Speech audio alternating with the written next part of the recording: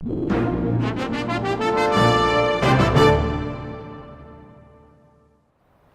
those without family ties, finding land is one of the biggest obstacles to starting a new farm.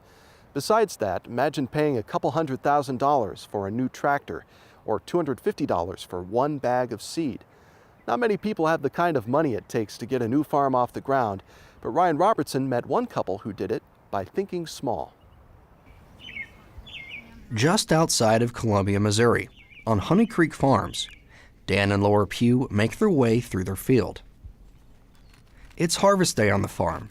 Today's bounty, fresh arugula, spinach, kale, and other assorted greens. Right now I only have about a half acre in vegetables. We'll be expanding to this area up here and eventually those fields out there. So total, all at one time it'd be about 2 acres.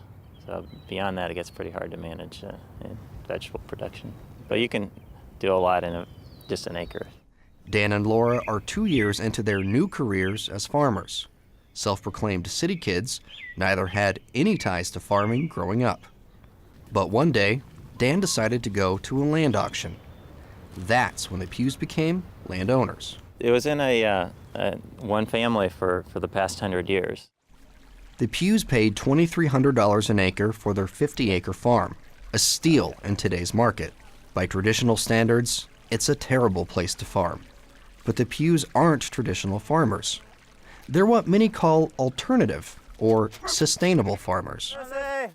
While their primary focus is vegetable production, like most farmers, they're diversified.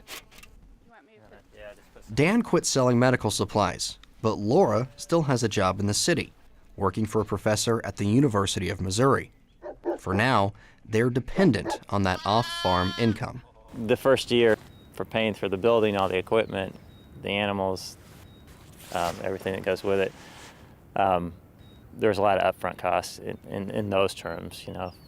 So, you know, it's just getting some money in, but it's going to be a few years before we're on the flip side of it, where we're, you know, breaking even, making money on things. So, even though small farmers aren't making large profits, the USDA says the greatest increase in farm numbers is for small farms, with annual sales less than $10,000 a year.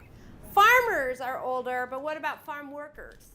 At the University of Missouri, Dr. Mary Hendrickson teaches the next generation of American farmers.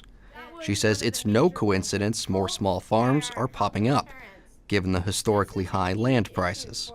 They seem to be quite high right now, and that makes it's difficult for beginning farmers to afford land.